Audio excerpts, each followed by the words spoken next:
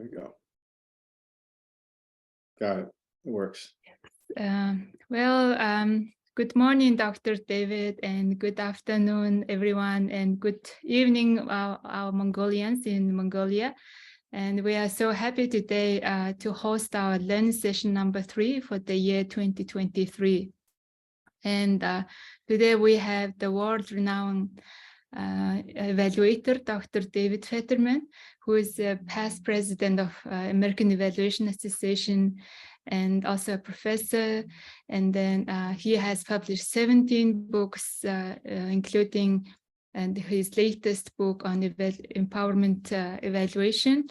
So we are very much excited to learn what this empowerment evaluation is, because apparently we all need empowerment. And I have a fond memory of meeting Dr. David Fetterman last year in New Orleans at the American Evaluation Association's annual meeting in New Orleans. He was also, we had this author's evening reception, and he was there standing at one of the booths, also showcasing his book. And I asked if he could give us a learning session on his book, and he really greatly agreed.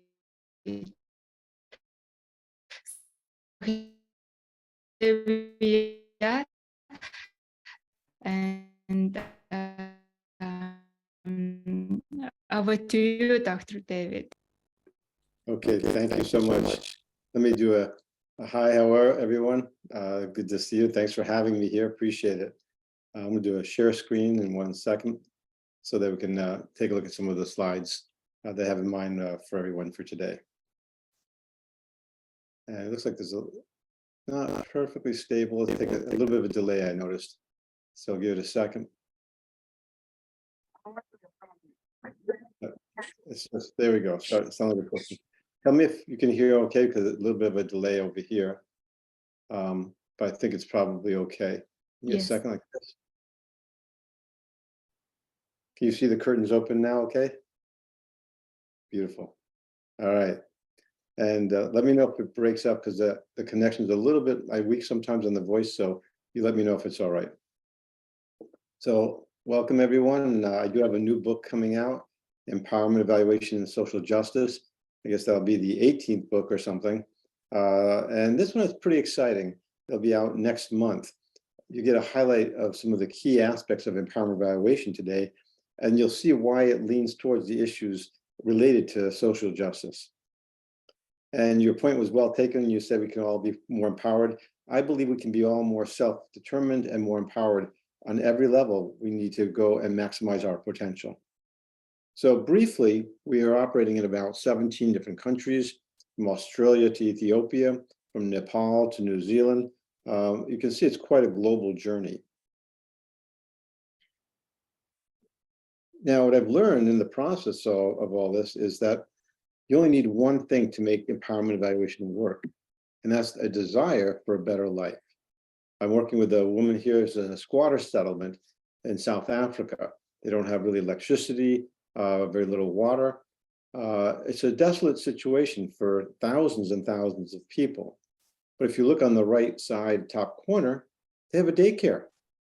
That's an investment in the future. That's all you need to be able to do empowerment evaluation. Just a desire to want to move forward and have something better for either you or your family for the next generation. So briefly, what is this? Well, I'm going to go over the definition, some theory aspects, concepts, and steps. So you have a good feel for the aspects that are involved, but you have some intellectual coherence rather than just a bit here and a bit there about the approach. So let me just jump into it. The definition for empowerment evaluation is simple. It's the use of evaluation concepts, techniques, and findings to foster improvement and self-determination. You can already see this is not just a neutral experiment. Oh, it succeeded or it failed. If you look at schools and you say, oh, the programs failed. Well, the kids are still in school. You have to do something with them. So empowerment evaluation believes you need to keep on moving forward to use evaluation to help people get to where they want to go, not just a neutral abstract experiment. Let me expand on that a little bit more. It's an evaluation approach that aims to increase the probability of achieving program success. There are no guarantees in life, but it increases the probability by providing program stakeholders with tools for assessing the planning, implementation, and self-evaluation of their program. And this part is critical. Mainstreaming evaluation. So it's part of the planning and management of the program. Not something secondary, not something people think is parasitic, but actually a part and parcel of what they do to function and operate. They're internalizing evaluation. I didn't draw the tree. This is Marv Alkin's tree about the top theorists in evaluation. And he put me over here in this limb that could fall off anytime. See over in the left? And that's on the zone of use. And he's right. People argued that maybe I belong in the middle because I've written a lot about methods, ethnography. I've got a book over here on ethnography. I've got books on articles on treatment control design, survey. But I think they're right. I belong on the use because my bottom line is, how are you going to use this? What are you going to do with this information? So I think they put me in the right part. I'm happy to be on the tree. But they're still arguing about which section I belong in. Well, I want to go over just a couple theories because we've got about 6 hours to go over theories, right? Oh, I see that. No, just a minute or two. I'm kidding. No problem. One of the theories I want to highlight, though, is the theory of process use. All that is that the more that people conduct the evaluation themselves, the more likely they're going to find it credible. Why? Because it's theirs, their ideas. More likely than when we come up with recommendations that are very smart, very interesting, but not necessarily tied in perfectly to their ideas and not owned by them. For that, there's less of a chance of adoption and sustainability. When they conduct it, they own it, and then they act on it. So you can see already process use is what's shaping a lot of this approach. I don't know how many of you have been to England and seen this little sign here, but when I was there, I was going on the tube, the train off to this meeting in the middle of the day in London. And I saw this and I heard, "Mind the gap," really loud, a little loudspeaker going in the background, wondering, what the heck was this? Because I didn't see anything. Come back from the meetings at the end of the day, "Mind the gap." Again, I hear this thing. And I could have killed myself. It's like a 1.5 foot gap between the tube and the platform. And I thought, oh, that's empowerment evaluation. Watch this. On the one, and these are the theories of action and use. In the theory of action, you have the espoused ideals like equity, fairness, all that sort of thing that's really beautiful, etc. on one side. Then you have the theory of use, which is the actual observed behavior. And they're not always the same. Very often people will say they're about this as an organization, but they're not necessarily doing the things that they say they're about. In empowerment evaluation, you're trying to mine the gap between the theory of action and the theory of use. And you're trying to close the gap. So people are beginning to walk their talk. They're actually going to do the things that their organization says they're about. That's a limit for the theory for today. Now I just want to go into some brief concepts. I promise it wouldn't be too long. Go into some key concepts that shape empowerment evaluation that I just want you to have in the back of your mind. One is evidence. It's shaped by evidence. You have to collect evidence. People in the community can collect evidence themselves. And it's facilitated typically by a critical friend. That'd be you, that'd be me. Remember, what we're doing is we're taking normal evaluation. We're only doing one little thing, turning it upside down. So that you're in charge as a community, and we are coaches and facilitators. So we become the critical friend, and that's one of the key parts to help move this along, even though the community is in charge of their goals and where they want to go, and they collect the evidence, etc. You keep things on track. You help make sure it's credible, logical, etc. You've got the experience in evaluation, but that doesn't mean that we take charge of it. We're the critical friends that help move it along. We believe in a culture of evidence. So everyone starts developing the ability to state the evidence for their opinions. We'll ask during this presentation, what someone's view is on a certain topic, and they'll come up with, oh, I don't think it's going very well. And you want to know why. So you push them for what the evidence is, and you'll see how critical that is. We develop cycles of reflection and action. All that is reflection is analysis. You're just thinking about what it is, you look at the data, playing around with it, but then you act on that as well. And it's an endless cycle of thinking about what the information is that you've collected, acting on it, and then collecting more information. In the process, you're building a community of learners. We're all learning together. None of us have all the knowledge, including me. We're learning how to adapt to new circumstances, new situations, new budgets, usually limited, to make things work.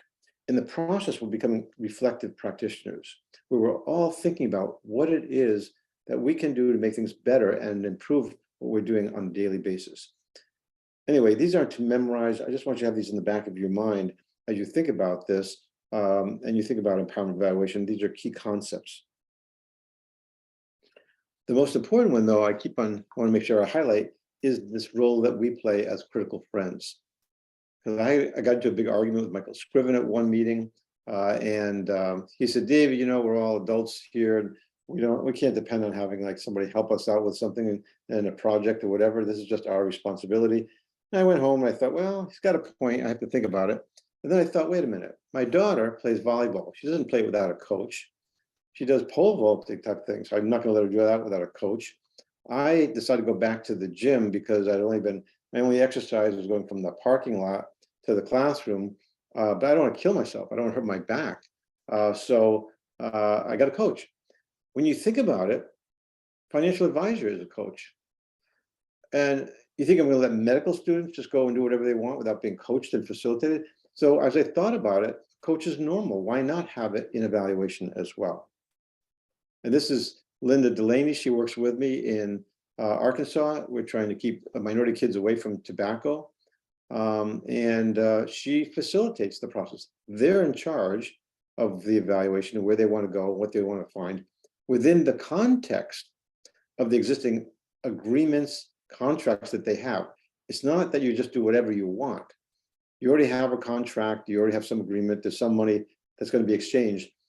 You do an empowerment evaluation to have people do their own assessment within the context of what they're already being held accountable for. So it's not just something in the abstract. I'm not going to go into all the details for the principles guiding empowerment evaluation, but we found that people were not really doing the kind of things that would be called empowerment evaluation. So we thought, you know what, maybe we should just specify what the principles are shaping it. So particularly when you're in the middle of an evaluation and you start forgetting what direction you're going in, which happens to everyone, whether we want to admit it or not, you get tied into this problem and that problem and this change in circumstance, and this helps you regroup. I won't go into all this detail, but one example is that it helps with improvement, helping people move forward. It's a focus on community ownership, inclusion, making sure people are involved in the process. It's a democratic participation. It focuses on social justice issues.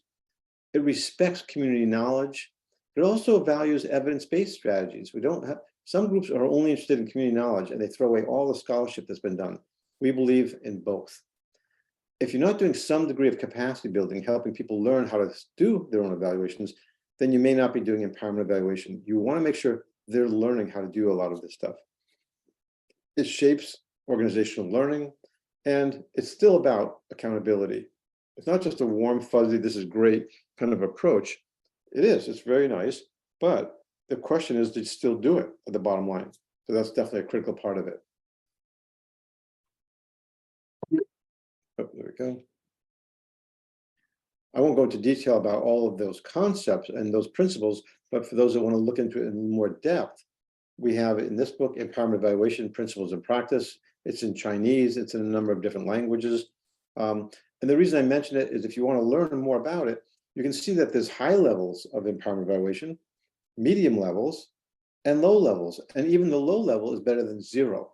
So we're not idealists in the sense that we have to be perfectionists and only have one level of empowerment evaluation. We all need to be more empowered and help others become more self-determined. And in some contexts, you can only have a low level because it's a little bit oppressive or some other issues are getting in the way, capacity is very low, but that's still better than zero. It's the way to look at it. And this gives you some guidelines on how to pursue that in more depth. Let me just jump into the 3 steps. That's all there is for empowerment evaluation. I think that's why it's worldwide, it's caught on. It's simple. Anyone can do this. You're helping people come up with a mission. They have one, you're helping them crystallize that mission, their sense of purpose. You're helping them then take stock of where they are. And then you don't stop there. Normal evaluation typically stops at that point. You use that to help them develop their plans for the future.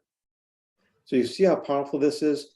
A lot of these plans for the future, and I read thousands of them, are beautiful and they go nowhere. Why? Because they weren't rooted in a self-evaluation, the taking stock. And the taking stock was not rooted in the sense of mission and purpose. You pull them all together and you have a higher probability of being successful. Let me go into a tiny bit more detail for these 3 steps. In mission, I'll often have people have poster sheets of paper around the room, and someone who has better handwriting than me will write down the key phrases that you hear about what they say the purpose is. There's no right or wrong answer. It's what they think are critical aspects of this mission. It's a very democratic process. It's transparent. Everyone can see. It really is called scaffolding of the mind. It gets the mind ready to evaluate. Very often we jump into metrics and assessment, and we haven't given them time to think about what is it we're doing here? What's the purpose? And that's first before you jump into metrics and assessment, et cetera. So it gives people a little time to start thinking about what they're all about. The last thing I want to highlight for the mission, called giving voice and making meaning. If you've ever been to a meeting and you've had an interesting comment and it's just been ignored, or you have that same comment and you've actually been put down for that comment, or my favorite, you make a comment, an insight, no one says anything, but someone with higher stature comes into the room, says the exact same thing, and everyone goes, oh, wasn't that a wonderful idea? We've all had that experience. That's not being allowed to give voice and make meaning. In empowerment, you'll see you are compelled to have your voice heard as part of the process. Anyway, for mission, and when we're doing this, by the way, because of COVID and budgetary reasons, I also just use Zoom like we're using now and Google Sheets rather than the poster paper, et cetera. But both are fine, whatever is possible under the circumstances you have for the context. And you don't write up the mission right away, by the way. You just help people come up with key phrases, and then later the 2 of us might come together and write up a draft of it, send it to the group, see if that works for everyone, and you look for a consensus. The consensus means I can live with it, not that it's perfect. You can always wordsmith it later, but then you can draft it and become sort of an audit trail, a piece you have about what the group feels the mission is. And they'll censor themselves for things that are outside that mission. This is a time to talk about it. A lot of people will tell you, skip the mission. We already have one. Well, you honor any existing mission, but you still take the time to work with the group you have to see what they think is going on for the purpose. Otherwise, you're going to have what's called mission creep. And you'll have them think they know the mission, and it won't be a consensus. It's important to take only an hour to discuss what that really is about. Not 6 months, not 2, 3, 4 days, just an hour, hour and a half maximum to talk about what the mission is and actually have them jot it down. Later, as I say, the end of the day, end of the week, you can turn it into a paragraph or a page and then share it with folks. But don't lose the momentum. You're getting the ideas, and now it's time to move over to taking stock. Taking stock has 2 parts to it. The first is just asking everyone to list all of the key activities that they're engaged in that make that mission possible. It could be, in this case, communication, teaching, funding, whatever it is. There's no wrong answer. It's just brainstorming on what are the key activities that the group feels they're engaged in at this time. Now, this is very California-like, but I give everybody 5 dots. And you can't tear them in half. You can't sell them. I've seen everything, okay? You get 5 dots. And you put a dot wherever you think are the most important activities for us to evaluate, rate, and discuss next. Now, you can put all 5 in one if you want to. If you're afraid no one's going to go for communication, put them all there. or you put 1 in communication, 2 in teaching, funding, whatever you want to do, you put in the dots. Everyone gets 5 dots. People say, David, that's not very quantitative of you. I go, just count the dots. Whatever got the most dots, that's the prioritization. You pick the top 10. Once you pick the top 10, you put into an Excel spreadsheet is the easiest way to go. And in the Excel spreadsheet, you get, in this case, communication came up at the top, teaching was next, funding, marketing. And this is an abbreviated example, but I typically would pick the top 10. Whatever got the most dots.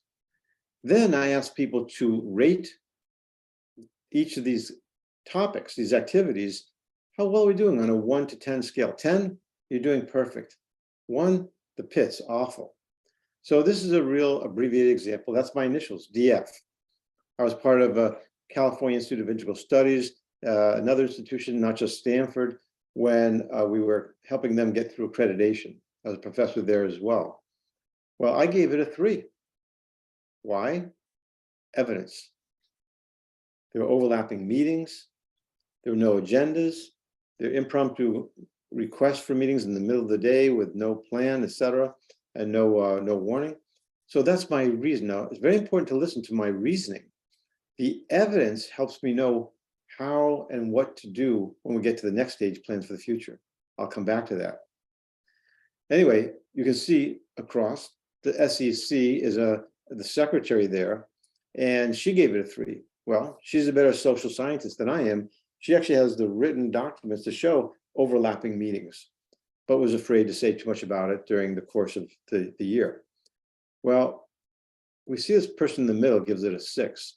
So she elbows me and says, David, would you mind asking him why a 6? Because who is this? The dean. So I go, okay, why are you giving this a 6 when all of us are giving it a 3 or 2, maybe even a 4? He says, David, from my perspective as the dean, I think we communicate very well compared to the larger institute. Now, if we'd done a survey only, we would have missed that part of the dialogue and that insight. Now we knew we had to have communication internal and external. Now, in normal evaluation, you'd never change the activities, the criteria, et cetera. But with empowerment evaluation, you now have engaged in a dialogue that makes things much more accurate, much more specific, and you want to adjust your rating scale to that. So now we had one for internal and external. And we also had a larger perspective of, based on your role, you might have a different view of how well communication is going. Anyway, I won't go through all of them, but you can see you total and average it by category. In this case, communication, teaching, funding. But I do want to show you, and then you have an average of where you are as a group for all of this. But I do want to mention this other one on marketing, just so I don't skip over too fast. I gave it a 1. Those are the brochures that you hand out to tell people about the school, invite them to come to these talks about it, and trying to get folks to come to your school program. Well, I didn't see much of anything going on as far as letting people know about the school and the programs and the faculty, et cetera, and the students. So I gave it a 1. And that's what I said. I haven't seen any brochures. I haven't seen this. I haven't seen that. And I'm going, oh no. Who's giving it an 8? The dean, right? Which is technically my boss. I'm going, why are you giving it an 8? We don't see anything going on here. Even the secretary, she saw a little more than me, but not a lot. He said, David, I do over 100 broadcasts in a month. I've got brochures I send out by the handful every single day. He goes on and on and on and on. This is where I'm 100% wrong. And he's right, but he made the mistake of not communicating internally what he's been able to do. As a consequence, we didn't know we could maximize his abilities and his talent to get things out. Now, by having this dialogue, it's not just evaluation, but it's illumination. We now know he's a resource. Keep in mind, his office was only 20 feet from mine, and I didn't even know that. So part of the dialogue is getting to know each other and your capacities, not just the assessment. Anyway, bottom line is, you can see we also go horizontally and vertically.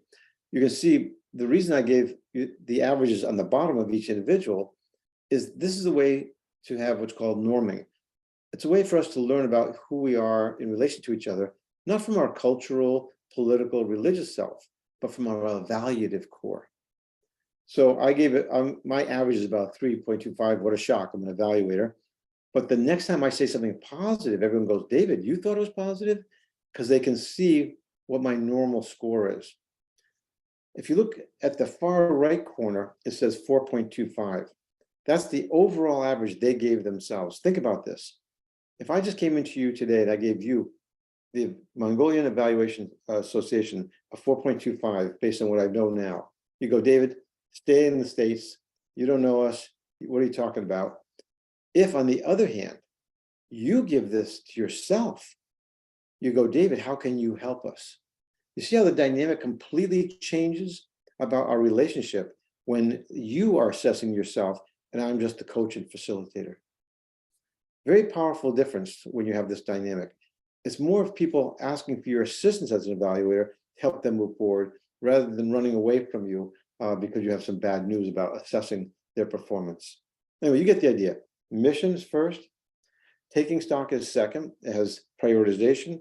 Then it has the rating, and the most important part, the dialogue. Now let's move over to the third piece. That's all there is. Planning for the future. For planning for the future, you have goals, strategies, and evidence. The goals should be based on the taking stock activities, not something new. So it should be based on communication. It should be simple. Improve communication. The strategies, this is critical. They should be based on the evidence in the taking stock dialogue. So when I said some of the problems were overlapping meetings and no agendas, then the strategy should be agendas and also having eliminating overlapping meetings. The strategy should be tied to what you just heard rather than something beautiful, esoteric, grand, but not related to what the group has experienced and sees as the issue. And then the evidence should be credible to the community members and to the sponsor. Now, this is one of my favorite things. So if there's anything to take home from this, think about using this thing. This is called an evaluation dashboard. And it has a baseline, it has goals, milestones, actual performance. Let me show you how powerful this little tool is. And this is what community members use to monitor their own performance. It's fantastic. In one of our projects, which is a tobacco-free park, which a lot of trying to keep minority kids away from tobacco. So one of the things is to have these smoke-free parks in their community. Well, they had one already last year. So this is only based on what we want to do for this year. Our goal for this year is to have 4 smoke-free parks in their county. Well, you just divide by 4, 1 the first quarter, 1 more the second, 1 more the third, 1 more the fourth, cumulative. Once you've agreed that that's a reasonable goal, and that these are realistic milestones to reach for these grantees each quarter, the only thing they have to do for the year is put in their actual performance. In this case, it was 0. So what do? Do you shame them? Do you blame them? No. Do you slap them on the wrist? No. You go, how can we help? And what you do is you find someone, in this case, Arkansas, in a similar community, who is successful at keeping smoke-free parks going and having policy in place and ordinances and signage, et cetera. And you invite them over. And in this case, what happens, we invited somebody over, this woman, and she said, well, I get the kids to collect all the cigarette butts off of the park grounds and put them in clear plastic bags. You go, okay, that sounds cool, very interesting, but not really what I had in mind. And she goes, wait, David, I'm not done. I then have the kids bring that plastic bag full of cigarette butts to the city council meeting, often with a journalist, often with a photographer. And sure enough, they get policies by the city to have smoke-free parks. If I did that as a Stanford professor, they go, that's very interesting, we'll consider that. And very little will be done, and I'll be gone, and nothing happens. You find out who's doing it that's successful within the community that's credible, that they will listen to, that have ideas that have worked, and you share them with folks. And sure enough, they adopted it. And did they get 2? No, they got 1. But they can make mid-course corrections is the point of this dashboard, all the way through to then approximate where they need to go by the end of the year. If you ask folks just to hand in where they are at the end of the year, it's too late. They haven't had the time to make the mid-course corrections based on the evaluation feedback of where they are. You see why I love this thing? Very cool. Everyone can use this. And most people today, as you probably already know, don't read most of our reports, even though they should, because they're so great and articulate and wonderful. But the reality is they don't have the time, a lot of policy people. But they will look at a dashboard, I mean, a bar chart like this. And grantees will look at it themselves in the community. And they can see, for example, in the second one, you have blue is the actual, they have 1. Then the milestone, they're trying to aim for 2, and the goal is to have 4. In the second quarter, you can see they're not quite there. The third quarter, they have actually reached their milestone, which means they're probably going to make it to the quarter 4. The point is they can monitor themselves with a simple dashboard like this. That is the bar chart, easy to follow. Same thing with policy people, same thing with us as evaluators to help them move forward. Let me give you just a few examples that we have for this morning to show you the diverse number of places this can operate in very effectively. I was the director of evaluation in the School of Medicine at Stanford University, and we used this to transform the curriculum. The curriculum was the old, what's called Flexnerian approach, where you have the students take science for 2 years, and then they get to meet patients in the 3rd and 4th. Well, that's nonsense, because what if they don't like dealing with patients? They've wasted 2 years and taken up so much of the slot. Well, they could have known right away. And they go into this field because they want to get their hands in there and get to know patients, et cetera. Well, bottom line is we transformed the curriculum, and we showed statistically significant difference by having empowerment evaluation used to help reshape what we're doing and make it what's called more clinical right from the beginning. For those who want to see much more detail about it, we have an article about it in Academic Medicine. But basically, we use the same steps we just talked about, and we got rid of unintended redundancies. We made things much clearer for the curriculum, much more clinically oriented. It reflected the evidence that was provided during the critiques. And this is just more information if you want to see the bar charts we used, a little bit more detail. Once again, this helped them get through accreditation. So it was very powerful and showed a lot of participation. And accreditation, we're looking for people to be involved and engaged, not just one evaluator doing all this work. Second effort I want to highlight, we have a $15 million Hewlett-Packard Digital Village project. The aim of it is to bridge the digital divide in communities of color. So we work with about 18 or 19 Native American tribes, and they use the same approach. And guess what? Now, it shouldn't be a shock. One of the key things they highlighted, communication was a problem. You can see the 3, the 5, et cetera. We use the same bar charts to show here's what we have at this point, our baseline, which is we did, mission taking stock, planning for the future in January. We did a plan for the future. Then we came back and did a taking stock again to compare the first data point where they were before the intervention with where they are after the intervention to see if we made any change in growth. So they're keeping track of where they are on these key activities. And every 3 to 4 months, we would do this again. Now, this is very interesting, and we're very culturally relevant and appropriate. We had the elders review our reports before they could go anywhere. They did the benediction, the prayers during lunchtime. We try to make sure that they're in charge and respecting their cultural norms. This is me in my classroom at Stanford, and we're video conferencing with Native Americans in San Diego.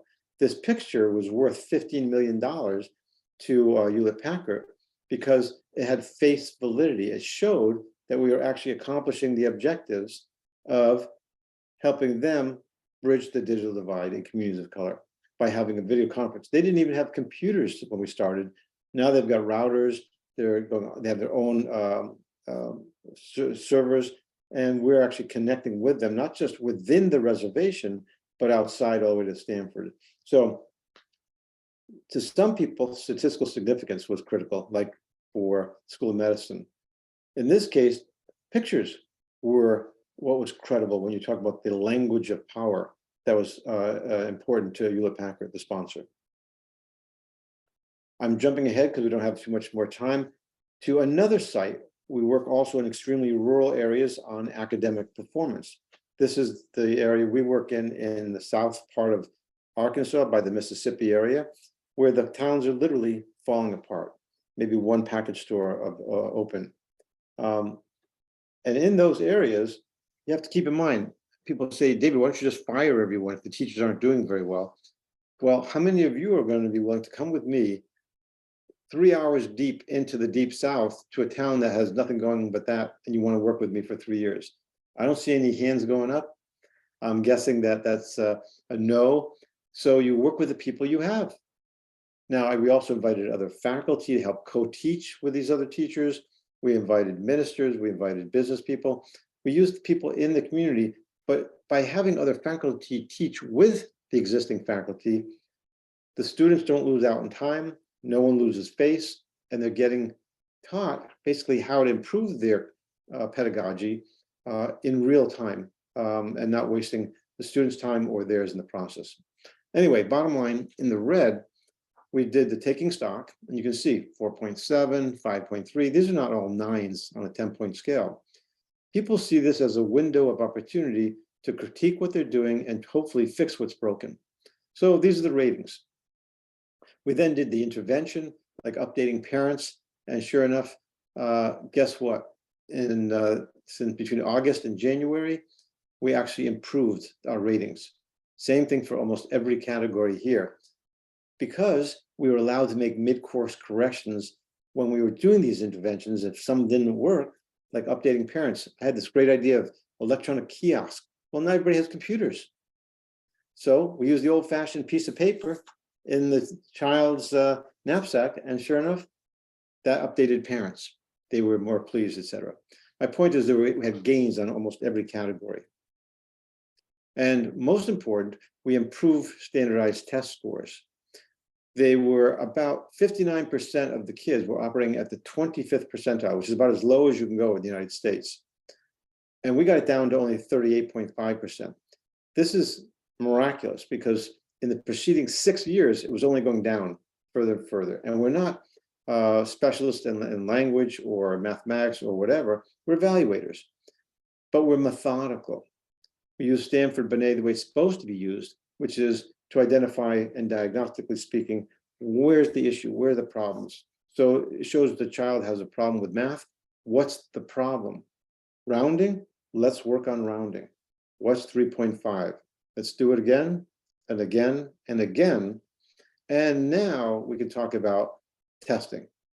Anyway, very straightforward, very simple. That was our process. But remember, statistical significance for the med school, the picture photography was really the return on investment, as it were, that showed that we're actually accomplishing things. With schools, you're trying to get them from academic distress to academic success, and their language is test scores. You can see how passionate we are as a group. This is one of my colleagues that we work together in Arkansas in the schools. That's Charity Smith over here on the right. And she is so thrilled because we actually got the school out of the academic distress list, and they actually covered it in the local newspaper. I'll only go over a couple more, don't worry. But one more that we're working on is tobacco prevention. People don't realize this, but it's the single most preventable cause of disease, disability, and death in the United States and the world. It kills more people than alcohol, AIDS, car crashes, illegal drugs, murders, and suicides combined. So we're working on this area to try to keep minority kids away from tobacco, as I mentioned earlier. What I didn't have a chance to show you is the return on investment in this case is money. When you look at the small groups we work with, the women's group, Asian Pacific, et cetera, they're not that impressive. They can show certain numbers about how many kids they got to stop smoking. But when you translate that into how much money that is in excess medical costs, and you put all of the grantees together, you can show we saved the state $84 million in excess medical costs. So for Arkansas, in tobacco reform and prevention, the ROI, the return on investment, is money. Translate what you're doing into money to help people really speak the language of power. I just want to highlight one more thing over here, and then I'll open it up for some questions and that sort of thing. But we are doing a lot of this online, partially because of COVID, partially just budgetary reasons. Sometimes it's just people don't have any other way of accessing this information and this activity. So we've been working lately and helping to eliminate tuberculosis in India. And we're doing it all by using Zoom like now and Google Sheets. I just want to give you a feel for what that looks like. And if you're not familiar with the problem, TB is both preventable and curable, but it remains among the top 10 causes of death globally. And India, the reason that we're involved, has 27% of the total TB burden. USAID is sponsoring our initiative to eliminate tuberculosis using empowerment evaluation. And I won't go into all the detail, but take a look. Mission, we're using Zoom just like we're using right now. See the pictures of Sandip and Kachina? That's just a computer screen snapshot. In fact, I'll do one right now of us over here. So we have a record of this later we can use and put it on social media. So I'll take a picture of all of us over here for a second, real quick, like so. And very good. I've got a picture of us doing it. And that's what we did to keep a record of what we're doing. Took pictures, computer screen snapshots, but also we used Google Sheets. See on the right? So I said, everyone put down what you think the mission is. If you see a box in green or pink, don't type on that one. Someone's busy typing on it, find an empty space. But that's how simple this is. They're writing it over there. We did the same thing for taking stock. You would put in your rating in the Excel spreadsheet, or I should say in the Google Sheet. And we did that for planning for the future. So all of this can be done online. We're doing this all the time, not just face-to-face. So let me highlight two more things and I'll stop. We're also doing the same thing online, Zoom and Google Sheets, focusing on Feeding America. And it focuses on the issues of food insecurity and food justice. And we're having a racial equity lens. Once again, if you're not familiar with this problem, we have 34 million people, including 9 million children, who suffer from food insecurity in the United States. May not have guessed it would be that serious. And that's what we're using, empowerment evaluation, to work with the food banks and help them become basically more focused on helping reach the people who need it the most. I want to end with this really important point. This doesn't happen just by accident. This happens because leaders need to be advocates. In this case, Tom is a vice president who works with Feeding America, and he is able to help navigate through in the Feeding America system where people would be most receptive to listening to this kind of approach where you're letting go and not being totally in charge of the whole process. So they have to be advocates for it. Also, when he works with the grantees, he's not saying, here's what we have to do. He's asking them, what do we need to do within the context of what the contract says they need to do to meet certain objectives and reach certain numbers of people. Also, these are key peoples, Amrita and Kachina, in our USAID funded project to eliminate tuberculosis in India. They're not just advocates, they're also change agents. They're actually working to try to shift USAID and others to think about a new way of looking at how to make this thing work, since the past process has not worked. Going in there to evaluate as our experts, as us working in there, lasts about a nanosecond, where they assess, it's not found as credible, they don't have a sense of ownership, we leave, nothing's retained. They're helping people see the mindset change that's necessary to have the community more in control of their own self-assessment, and us as a coach and facilitator to keep it rigorous, on track, etc. So we don't abdicate our responsibility and just say, go do it. We do it within the context of the existing contractual arrangements, but we serve as folks to help them move forward and own it. Bottom line, and I'll stop because I want to make sure I did it exactly about 45 minutes or 46 minutes, so we have some time for question and answer. There's a world in need in a nutshell, and we can lead the way by letting go and letting communities take a lot more control than we've ever let them have before, using a rigorous tool, systematic tool like empowerment evaluation. For more information about some of the things I highlighted very briefly today, you can look at some of the books we've written. One of them on the far left, Empowerment Evaluation in the Digital Villages, talks about the Hewlett-Packard's $15 million race towards social justice, bridging the digital divide in Black communities, in communities that are a combination of Pacific Islander, Latinx, and Black, and also 18 or 19 different American Indian tribes. The book in the middle, Empowerment Evaluation with the Globe, is probably the most updated book we have on all of the different projects we have going on at the same time, and even 4th and 5th graders using empowerment evaluation. And as I mentioned earlier, the book on the right focuses on the principles shaping empowerment evaluation. On our webpage, you can hear radio interviews. For some reason, some of our work has become very popular, and they've actually interviewed us on the radio about how this is working and why it's working, what the motivations are. And I should add this. A lot of the motivation is self-interest, which sounds a little strange, I know. The idea is to find out what is everyone interested in, put it on the table, and then we find the common denominators of common interest, and those are the things that we work on as a group. The new book I mentioned earlier is coming out in just a few weeks. Just next month early. And that will focus on pretty much the project I highlighted about eliminating tuberculosis in India, and also the one on Feeding America, focus on fighting for food justice. The reason those two are particularly important and highlighted in this book is that these highlight not just if you're doing empowerment evaluation from the beginning and the abstract, it's what if you already have an evaluation plan in place and you already have a work plan in place. It shows how you can then use empowerment evaluation in those contexts where you already have things in place and they can still work together beautifully. Let me stop here.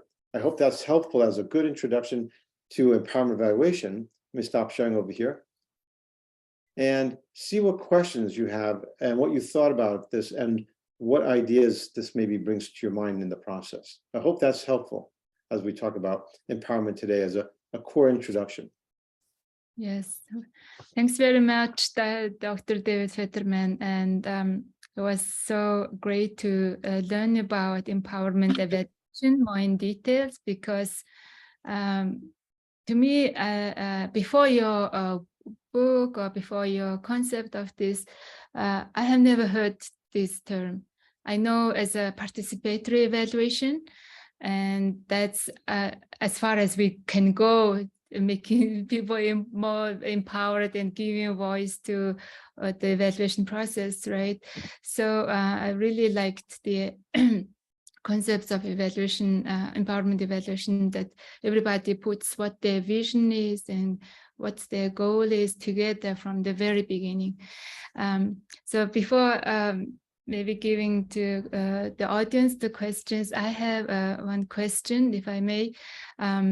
So usually in the real world of evaluation, we as evaluators go to the evaluation with the evaluation questions that are quite strict, right? And also because partially we are governed by our commissioners. They want to have a specific theory of change to be tested, and they have their own pre-designed questions already in their TOR.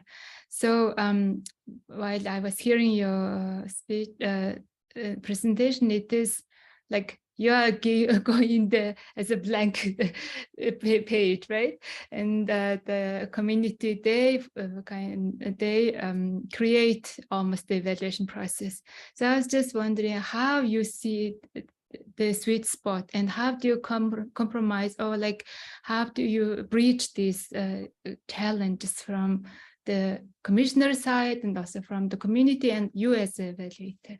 And it often is linked with the financial side, right? Empowerment evaluation seems to me it's very complicated and long process, which requires lots of resource. So yeah, just some practical questions about. That's the reason I wrote this book on Empowerment Evaluation and Social Justice, the one coming out next month, answers your question. What those two examples highlight is that what happens when you have a strict, very well laid out set of questions, a theory of change, everything's already there. Both of those had that in place.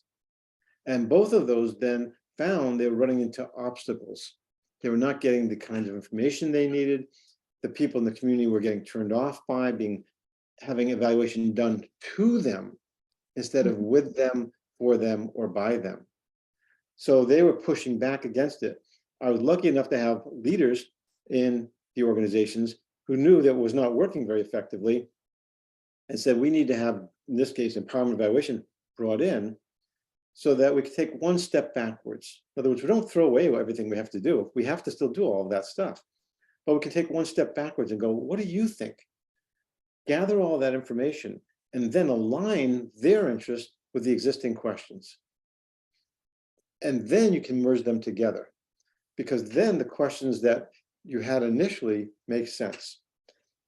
Let me give you two examples.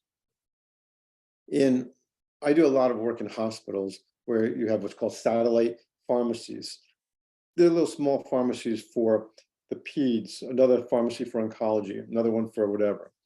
And what I did is I was in such a rush, I went in there and I said, would you mind filling out this log for me? Because that way I can figure out staffing in a hurry and talk to the vice president about how you need more people. He says, David, I don't have time to do one more evaluation kind of log activity.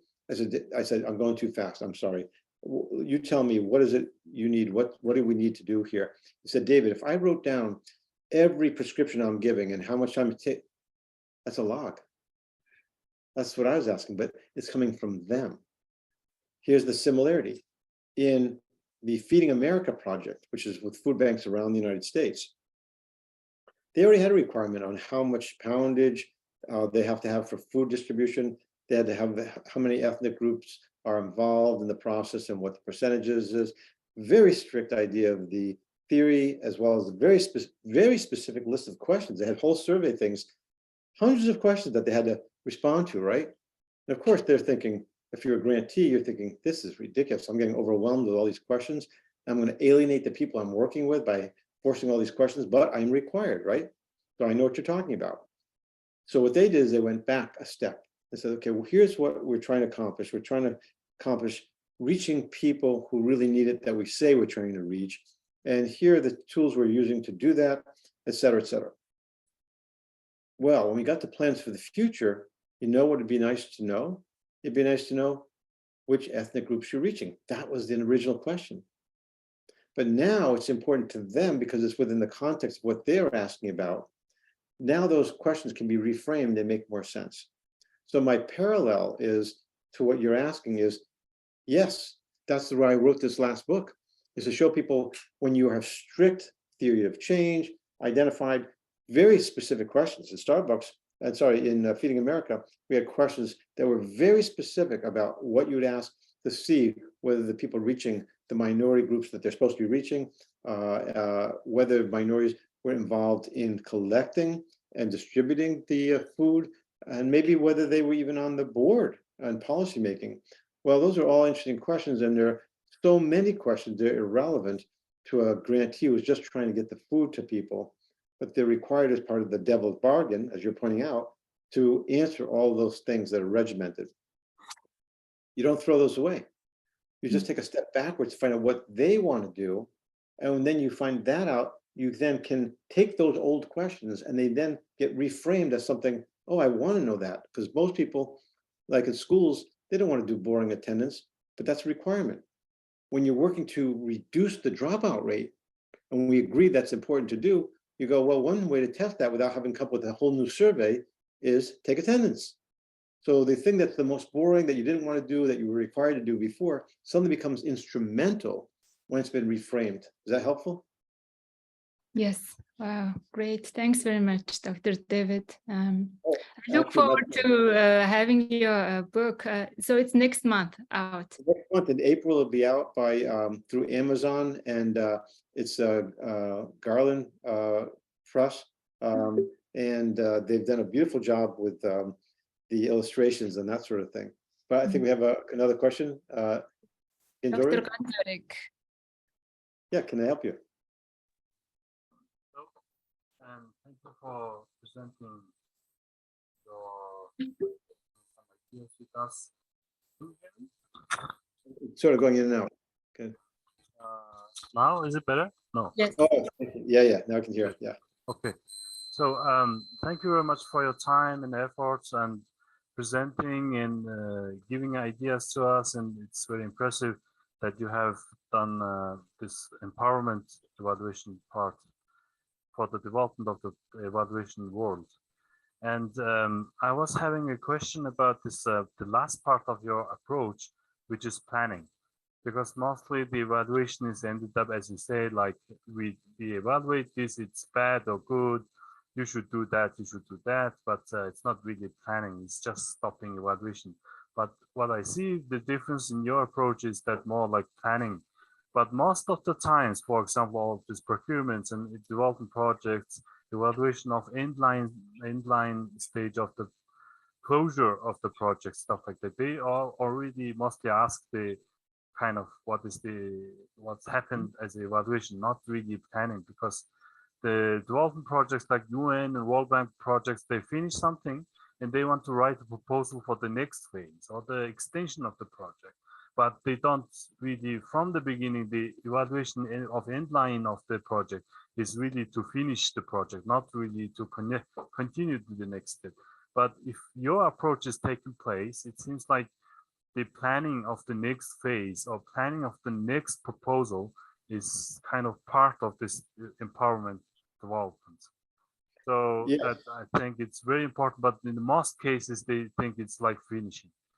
So how would you handle if the like procurement asking us to finish the evaluation? How was it? Not really planning. Hmm? Okay. Yeah, no problem. Yes, It's yeah, I'm happy to help you with that. Two things.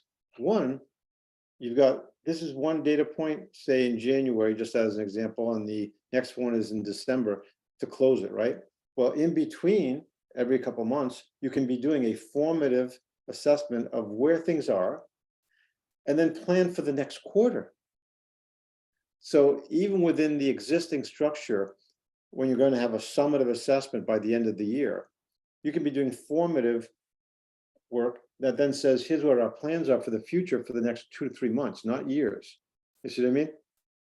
And then near the end of the year, you can also have a summative. It works, it doesn't work, based on all the information and the feedback they've had all the way through, with either a recommendation of for accountability that they thought and or you thought this program should close, which we've done, by the way. There's some organizations I've worked with where they have closed their own operation because they didn't think that they were doing a good job, instead of inflating themselves, etc. But the point is, others have done this thing where they have an self-assessment in, say, January, February, and March, April, they have plans for the future to improve where they are, so that by the end of the year, they're going to hopefully look better. And then at the end of the year, they have a closure statement and document that goes to whoever, could be the UN, could be whoever. But they also have a proposal, which most of us do already, by the way, to extend what we're doing because we see some real hope for this being built on. They may say no, but usually most of us have projects that go to a certain point, and the way that we continue to make money or we continue to help them move forward is saying, oh, they've done really well with these things, but they still have this part to do. That becomes the plan for the future. You've raised a very important point that I'll add to that, which is just okay. Oh, sorry, finish, please. Yeah. Good. No, sorry, go ahead. I was just wondering, because would it be like kind of similarity between monitoring and doing this regular monitoring of the progress and the improvement after monitoring of the progress? So would this be like similar to what we call as a monitoring? Very similar, yes, because you're having them monitor themselves rather than just us monitoring. That's what I meant by those bar charts. They can monitor where they are. Are they reaching their idea of where they should be for milestone at each quarter? So yes, very much like monitoring, but it's also a point where they're actually making an assessment about how well they're doing on these different categories. So yes.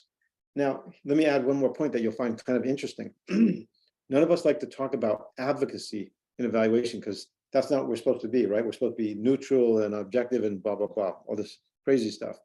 Well, that's a great idea to say, but the reality is we all have a bias, and we have always used evaluation. If the data looks good and the program is good, we help them, or they help themselves advocate for their program. If it looks terrible, guess what? We don't, and it doesn't go anywhere. Get this. If you help a group learn how to assess themselves quarter by quarter throughout the year, get more and more practice, they can show the funding agency at the end that, you know, we did really well. You can see all the data of how well we did for each of these activities, but we've done very poorly on this one and this one and this one because it's not been funded. We think we have a good track record and we show the evidence of what we've been able to accomplish. And that's why we maybe could use more money to work on those things. That's advocacy. You see what I mean? But when you help people become more sophisticated evaluators in the community, they are not afraid to show where they've done poorly. Because if everything is done perfectly, what do you need more money for? But if you show a track record of here's what we've been able to accomplish through the monitoring and the assessment, like you're talking about, on a quarterly basis, look at what you're able to accomplish by the end of this year. We think that we have proven we have a good track record based on our evaluation feedback and our progress that we've documented, that we want to tackle these things that we're not very good at. But we have an ability, we've shown we have the ability. So that's the justification for asking for more money. Interesting, huh? Yes, then all it sounds like this planning cycle, always like a background information and problem identification and setting the goal, but monitoring and evaluation and setting the goal again and starting from the problem again. It's just a cycle of planning. So mostly it sounds like a result-based development planning. It's very similar. Of course, MEA is a part of this whole cycle. Yeah, and that's why you have the cycles of reflection and then action. And then once you've done something, you have to then reflect on that, which is really data collection analysis, you know, however we want to phrase it. And then you act on that and you assess that. I learned that a long time ago when I had to run the policy program at Stanford, is that the dean and I got together, we're both evaluators, and we had a policy program here, and we had an evaluation one there. And we both sat down and said, this is nonsense. They should all be all one thing. When you have policies, you put them into place. They're just best guesses on how to improve things, right? You try it out, you evaluate it. You then revise the program implementation based on that, and you try that. And that's not going to be perfect because you're evaluating that and you find out what to do. It becomes a cycle of the implementation, reflection or assessment, and then improvement, and then reflection on that. There's no end to that cycle of process. Obviously, there's some closure beyond the formative when you have to make a summative assessment, but you give it enough time to have feedback loops so they can make improvements along the way, more likely to get there by the end of the year, versus just give them the money, go ahead, go to the program, check them out at the end of the year. They're not going to succeed, and they don't have a chance to improve based on evaluation feedback. Okay, cool. Thank you very much. Thank you. Oh, pleasure. Thanks for the question. I think it's right on the money, right on target. Very nice. Thank you. So any question from the audience? We have some doctors as well. Someone had to run over there, have another meeting, but they said, thanks for joining us. Oh, that's yours. That's great. No, this is a pleasure. I'm glad you the right questions, right on target. Very, very helpful. And if you don't have time now, don't worry. You can email me. I'm available. I sometimes take a day or two. I think we have one question over here. I have a day or two to get back to folks. So if it doesn't have time to answer all the questions today, we can certainly follow up later. But go ahead. Okay. Yes. I raised my hand again because it seems like no question from others. So I have one more question from you. Okay. And I was wondering because my country is like developing countries, and we have this evaluation culture, I think since 1994 or something, like very first step. But of course, in the socialist time, there was kind of examination committee or kind of control and command approach, mostly like controlling, examining, testing, and punishing, or maybe giving you prizes, this stuff. But nowadays it's more like evaluation to improve the process, improve the results. Yes. And how, from your experience, what would you advise to the country like us, like developing country, like we are not so much mature in terms of development and theory and the experiences of evaluation in my country? So what would you suggest or advise to this young kind of emerging evaluators to improve this evaluation kind of practices and knowledge and skills? A lot of it is actually listening to the community. I think the biggest thing that all of us have to do is, it sounds very contradictory, but is to let go of a lot of our power. In other words, instead of us adopting the policies that were oppressive to many of us and whatever experience we may have had, I just got back from Cuba, same sort of thing, where they feel very oppressed because they're still into a communist socialist kind of regime. Economically, it's not working for them. And also people aren't listening. There are people not getting the flour they need for bread, the milk, all of that sort of thing. So the problem is almost the same wherever you go. Very often we adopt the policies that we find oppressive and we don't know better. So we use the same practices with the people working in the community. It's up to us, even if we're control freaks, which most of us are, if we're evaluators, we try to keep things rigorous, keep the controls in place, keep it honest and authentic, but let go enough to hear what they think are the real issues. What is the evidence? Let me highlight why that's extremely important. I used to work in a psychiatric ward for a little while with these Veterans Administration folks who thought they could fly, physically fly, right? Now, you don't believe that? Yep, I don't believe it, but they thought they could. I know. They thought. Now, even though you may not think they can fly, even though I may not think they can fly, there are real world consequences for that perception of reality if you're on the 3rd floor of a building that has no locks on the windows. So the perception of reality is just as important as the concrete objective reality in front of us for behavior. Thus, it's critical, incumbent on us to listen to why people think things are operating the way they're operating. Because even if you don't, and I don't agree with that, that's shaping their behavior.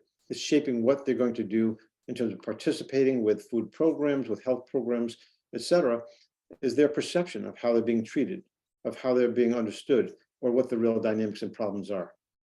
So it's incumbent on us to listen to folks, find out more about what is their rationale, their thinking. It's called the EMIC, or insider's perspective of reality, rather than just our own. Doesn't mean we don't step back and take that into consideration and try to make sense of it all. But the moment we assume we know all the answers and we assume what the right thing is to do, we've lost half the game. Yes, we're all very bright. We have a lot of good background, education, etc. But that doesn't mean we're thinking the same way that they're thinking. And they're going down a path that we may not understand until we understand their rationale for why they're doing it. So the biggest advice is to sort of let go a little bit, take the time to listen to people, give them time for their voice, and listen to it authentically so that we're responding to their evidence. Not, look, I've got brilliant ideas about how to improve communication electronically on Zoom and everything else, on kiosks, on social media. But if half the people don't have computers, then who cares? You need to listen to where they're coming from. What are their resources? What are they talk about how they communicate through barbershops, through socials, through church events. I have to be listening to that's the avenue in which they communicate. And thus that's the best way for the program to be implemented and communicate about what it does.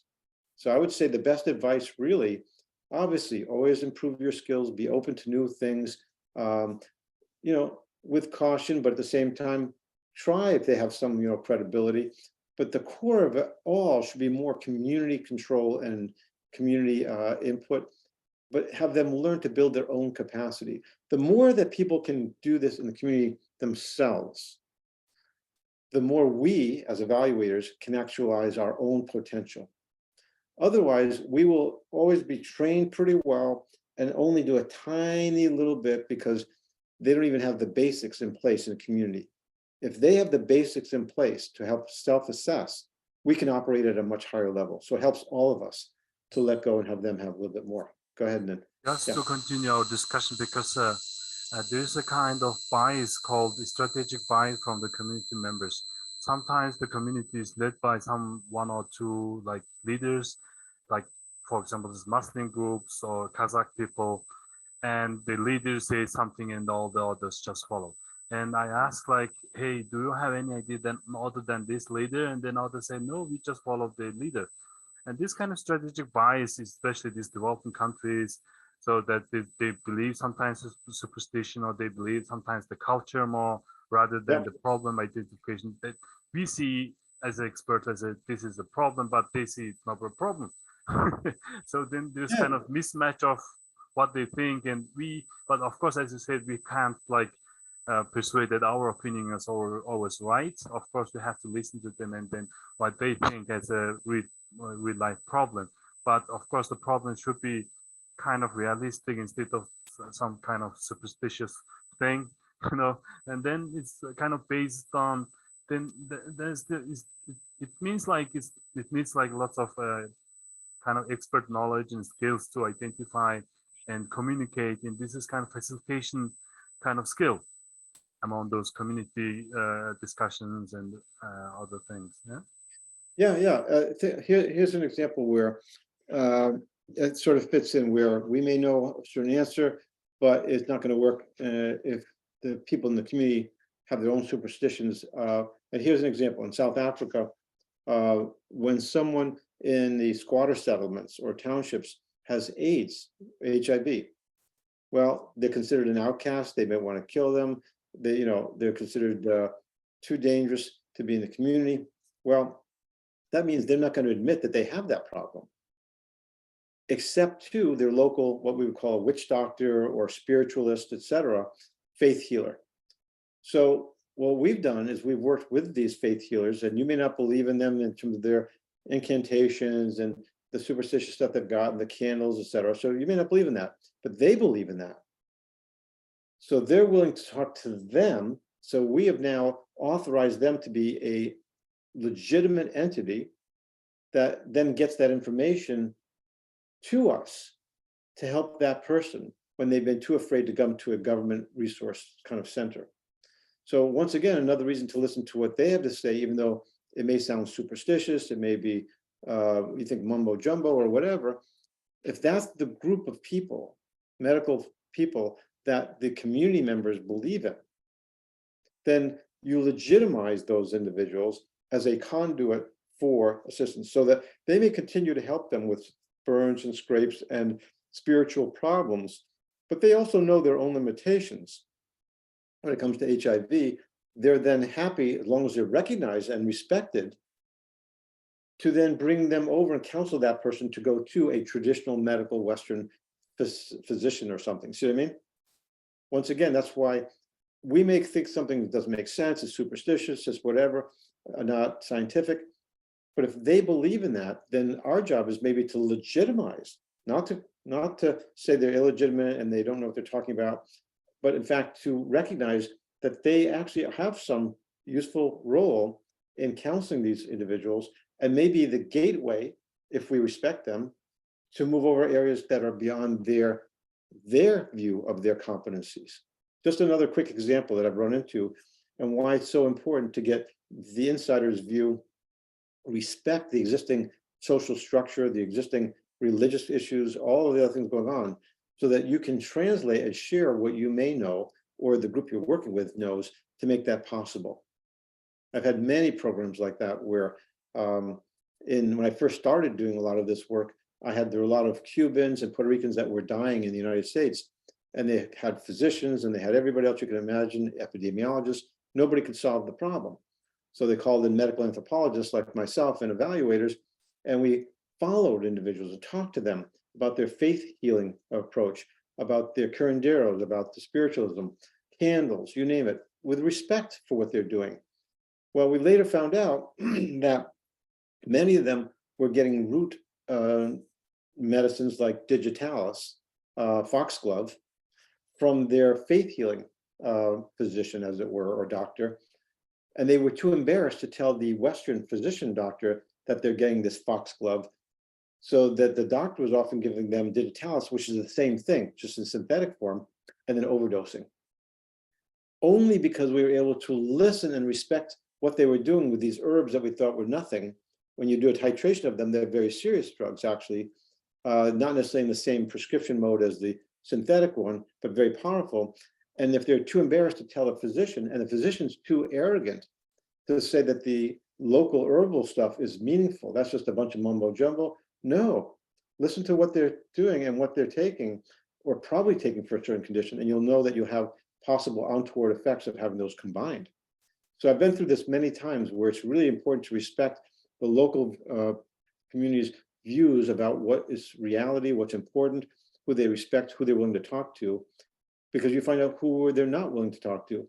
Or you find out that our conventional Western physicians, for example, very bright, very articulate, have been taught that this is all nonsense, when in fact, if you analyze it from a scientific point of view, this is not nonsense. The foxglove and all the other herbs they're taking, those are very serious drugs that could be taken without any consultation, because they've been pushed away, stigmatized, and told that's nonsensical or whatever, has led to death. So anyway, I have many examples to give you, but you get the idea of why this is so important from my perspective. When you're having new folks come up to learn about evaluation, yes, we can all improve our skills. We can all improve our interviewing, our statistics, or you name it. But most important, what we haven't done enough, and particularly you're talking about when the socialist, potentially, in the past, the socialist or more controlling environment, I would do work in China as well. Very controlling, and even Japan is very centralized education. They're learning to decentralize, have more faith and trust in learning from the community what they need and what's realistic, so that your input then becomes meaningful and listened to. Otherwise, it's thrown out. The same way we've been throwing out local information in the community, not respecting that information, they've been throwing ours out as not relevant. And that's where we need to come together to be have more of an impact and use more of our own talents that we've been trained to use. Okay, I hope that's helpful. Very Of nice course. answer. Yeah, my pleasure. My pleasure. Sounds good. Yes, well, thanks very much, Dr. David, for all the wonderful enlightening experiences and you have had in different countries. And we certainly see the value of empowerment evaluation in more meaningful use of the evaluation. And by the way, when you showed that tree, I just realized I saw it before, because last year in Bern, Switzerland, I participated in IPTED training, and I think the first session on the theory of evaluation, they showed these branches of evaluation methods. So I'm so happy to learn from this well-known scholar who is on the tree, and some of our association members hopefully also will go to Switzerland to learn from you on that tree branch. Well, yes, here we conclude, and I'd like to reiterate our great thanks to you, and also we look forward to the release of your new book, and hopefully some of our members also can meet you in person in October in in Indianapolis, right? And I have your signature on the book. Absolutely. Yeah. Please invite everyone to come. I'll be going definitely to the meetings, and I'll do the same thing where we have the meet the authors and also learn more about collaborative, participatory, and empowerment evaluation. Tell them come on by, and don't wait too far in the back, because there are always a lot of people. Just come on forward, and happy to chat with everyone. And I'll be signing the book too. I'm happy to do that as well. But I'm glad all of this, like the tree, has taken root and has had an impact also for the Mongolian Evaluation Association. Thank you so much for inviting me. I really had a pleasure. Thank you very much. Have a good day, and thank you for the participants who joined. And we will also upload the full recording on our channels so more people can benefit the knowledge. Wonderful. Send me the link to it and I'll be able to download it as well. That's fantastic. Thank you so much for doing that. Thank you very much. Bye-bye. Bye. Take care, everyone. Thanks for Thank you very joining. much. My pleasure. Have a good evening. Thank you. Yeah, good day. Bye. All right.